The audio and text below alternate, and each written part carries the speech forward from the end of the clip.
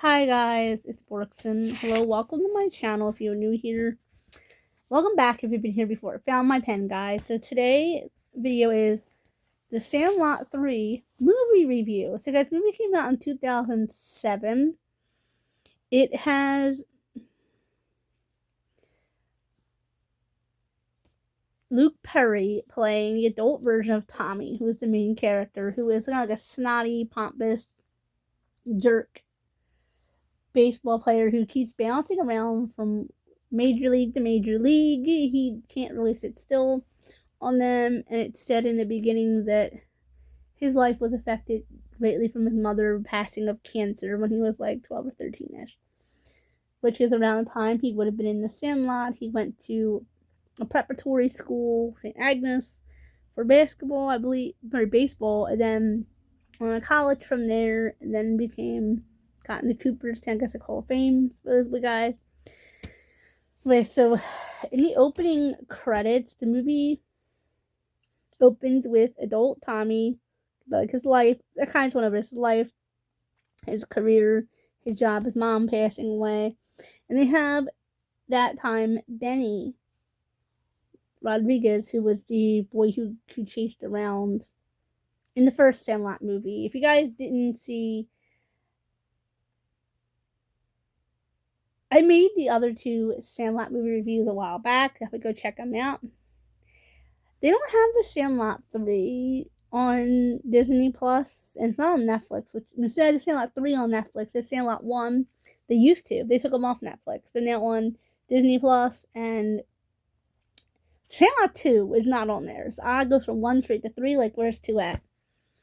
Anyway, guys, so adult Tommy, he's practicing like in the week 4th of July. He's like, we learn his fiance leaves him because she took a residency, so I guess she's a doctor, but she left him.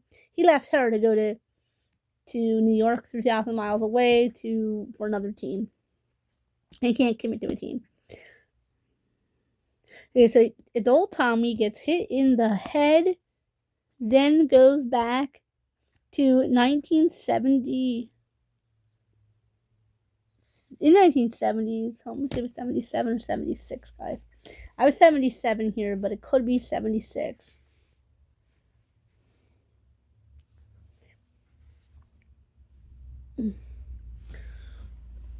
What year does the Sandlot 3 take place? Let me Google real quick, you guys. I want to be right about this. I'm going to move you. 1976. Like, because then they're doing a bicentennial for 1776. So, okay, so it gets hit in the head. Then it goes back to him in the Sandlot days, which it did show he was a Sandlot player. And he goes back in time, and he's in there with the Sandlot boys, and he's hit in the head. So he meets the other boys. They hang out with them in the Sandlot. And he goes home to his mom. He goes home and like, oh, so you're the new guy. Because I think Caden is all cocky still to the police officer. Goes home. He meets his mom. He, finds out his mother is still sickly. She's got cancer. I can relate to that. And then he goes, sorry guys, he goes to the Sandlot and meets Benny and Squints. And Squints and Benny are the coaches. So that's what's different in Sandlot 3. There's a lot of differences between Sandlot 3 and Sandlot 1 and 2. Sandlot 1 and 2 basically are replicas of the same movie. Sandlot 2, 1 and 2, they're basically just neighborhood kids getting together to choose to play ball. In the Sandlot 3, they are basically a little league team. They're an official team, and Squints and Benny are the coaches. Really, Squints is the coach, which is so cool because Chauncey Leopardi came back for his role of Squints, which I thought was so cool. I know he's actually attractive still in this movie, guys. It's kind of hot. But 5. Tommy plays with the boys. Talk about the future. He meets the other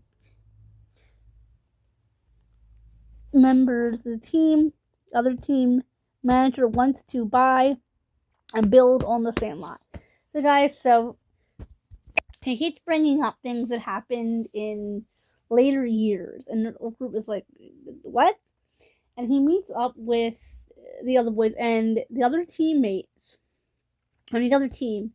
EJ, the bad guy. The other team really doesn't in this movie. Another difference between this movie and the other two is in this movie, really only one of them from the other team is a trash talker. Only EJ, who is played by Alexander Ludwig or Ludwig.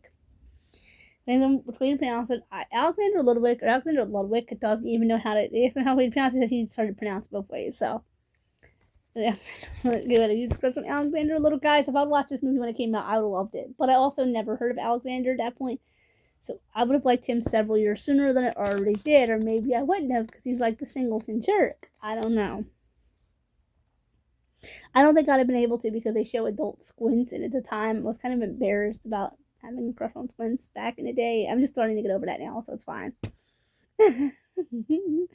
I was very embarrassed about having a crush on the Sandlot boys in my youth. after I was over the crushes, I was very embarrassed of it, but it is what it is.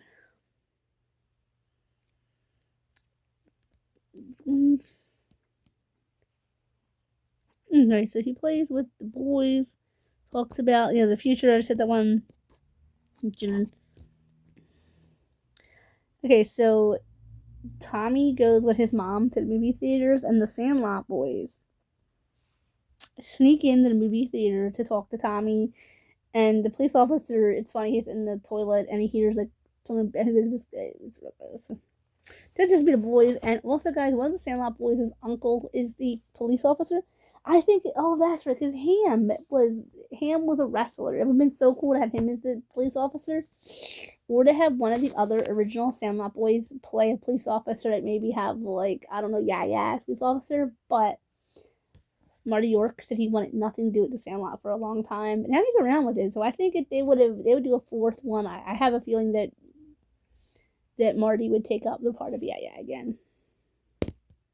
And we'd all, it would be like when I was a kid. Woo-hoo. Okay, 8. EJ started a fight with them. Okay, so EJ starts arguing with them outside. So they're trying to discuss what's going on with the movie theaters. They go later on to a restaurant. He's talking all sweet talk to this woman. She's like, "Oh, honey, you're trying to grow up too much." And there's a Winnie Ryan who doesn't talk. He's mute because his father passed away 4 years ago. And he finally says to him, talking anyway. So the boys are all together. And EJ seems to not have a group. It's the only difference between EJ and the other bullies of the other two movies is Singleton and then the boy from Sandlot. One group are all bullies. This one is just one bully on the Sandlot boys. And they start fighting and trash talking back and forth. Your mama this, your mama that. Fight with them. But EJ started and then he said, "At least my mom's not sick." Which right. So after EJ says that, his mom's not sick, I would have done something to him. I'll just say on the internet. But having in town. Okay, they're having a town meeting about getting rid of the Sandlot to turn it into condominiums, turn the condos for education and basic income. You guys know. Yes, and Squints seems to be one of the main ones. Is like, I don't want this to happen like this. We need to say this for our children. And I'll say, Tom DeLeopardi's voice is so calming. I'll admit it. His voice is so calming. It's nice. Okay, so they decide that they're going to see about trying to save the Sandlot. They don't know. They're gonna push the meeting off because they can't decide. Because if we all grew up in the Sandlot, that means something to this whole town. Whatever. So the boys go to, let's say Marty. That's not the main character name. Tommy's house. This is the first time, another thing too, that the main character wasn't a Smalls. In the first movie and the second movie, they're actually portrayed to be brothers. In the third one, he's just a random character. But I like how they shook it up. And they decide to break and entering into Mr. Myrtle's house. Now, guys, in real life, that is a crime. You cannot just, and it shows Mr. Myrtle's house looks very abandoned. So I don't know. They don't know if Mr. Myrtle is gone or if he passed away or if he's living with somebody. I think that's lousy. Just go to Mr. Myrtle's house and take things. That's breaking, entering, and robbing, by the way. That is illegal. The team. Okay, so they're practicing together. They take an autograph ball of the Dodgers or something. I'm pretty sure. Because so then at the next gathering, all they're trying to figure out, like, they really want to take the condo and get those condos built in this private place at the Sandlot. And they decided to the team, like the coach of the other team, makes a deal with Squints and says, if the Sandlot boys win the Sandlot, they'll have a fight. Not a fight game there. If the championship, so they had to play a couple of different games. If Squints' team wins, or the Sandlot boys, then the Sandlot stays, but the other team wins, then the other guy gets to buy the lot and then turn it into condominiums. Squints is a little hesitant. He says, okay, but the game for the Sandlot is played on the Sandlot. I'm like, I thought there's no need these many people are obsessed with the Sandlot. It's not likely. Squints is still playing on the Sandlot, and so it's just ridiculous. Honestly. Okay, so then when they discuss teams, Tommy goes to play for the other team. So Tommy goes home to his mom and finds out the other team manager wants to help him. And they have a recruiting guy there for the school, the special school academy that he ends up coming to. Goes to the other team. It will help him get to where he will end up going into the future. They said that to get into that, that scholar there, this talent is coming. Like, you think it's a good idea for you to play for the opposite team than versus the Sandlot team. So he goes and backstabs his friends and decides to play for the opposite team. Okay, guys, so the team's like, you told us about friendship, and then the boy Ryan, who was more of like the mute character, said, you were about friendship stuff, now you're going to betray us. And then they start the game, and he's wearing, because he remembers having a memory of him wearing that team, so he knows he played for that team. He goes to play for the other team, the ones that are playing against the Sandlot boys to take the Sandlot, and he can't do it. He changes and got the futures that he would rather, it's to him, he would rather win with his friends than lose with the enemies, basically. So he goes to the Sandlot to play.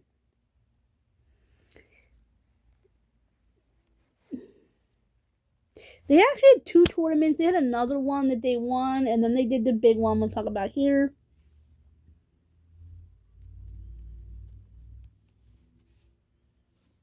So they're practicing, guys. Things were doing good in the movie. Because saying they were practicing, I missed that was 10.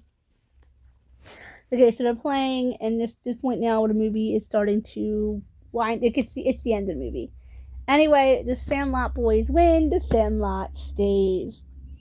And Tommy goes home to get a trophy. So we don't get to know like what they actually did in this movie, the Sandlot boys, but he goes home to tell his mom, and she's dying. She's literally dying. And he's like, okay, he tears his mother's eyes like she's dying. And he goes out, and Ryan goes to throw him the ball up. And the ball hits him in the head into the fireworks and sends him back to his current time, the time where he came from. But he goes back to a different timeline, which is weird. Tommy gets hit in the head, goes back to the future. This time he's married to the ex that he even showed him like being upset that his ex-fiance, he broke up with his fiance to go to ball. He's married to her in the current time. And that next, in that warp in time, the timeline, he's married to her. They have kids. His doctor is the smart boy. In the other group, they call it IQ. He call him Q because they're really high IQ, really intelligent. And he even says at that time that IQ becomes a brain doctor. Well, it's the hospital, and Q is his doctor. And he said the boys want to come see you, and all the old Sandlot friends come in. Because the younger versions of them they're all coming in, which I thought was cute. Anyway, guys, this movie was a lot of fun. It had a lot of nostalgia. Just because I didn't see it as a teenager. I only just seen it like last year. But it had Alexander Ludwig in it. It had Chauncey Leopardi. So I was like, ooh. They did use a different actor to play Benny. Just because they keep switching Benny's actors out. The fact that Benny's original actor wants nothing to do with it, which I don't blame. And somebody if he thought bad of it. Okay, guys. So if you guys like this kind of content, remember to comment, like, share, subscribe. Go and hit that bell for post notifications, guys. And remember, at the end of all this, I will be doing maybe like a top of Chauncey Leopardi's roles his parts he played and his top movies, in my opinion. This was one of the better ones. He was a minor one, but he was still Squints. I don't want to say he was a really minor character either. He was more like a middle character, but he was playing adult Squints. Like, that is so cool. And in this movie, like I said, Chauncey was still high. Okay. Comment, like, share, subscribe. Tell me down below. Now, personally, like I said, I ended up liking Alexander Ludwig from a different movie. So technically, I've liked an actor from all 3 Sandlot movies. Tell me down below which actor you like from the Sandlot 3. Bye, guys.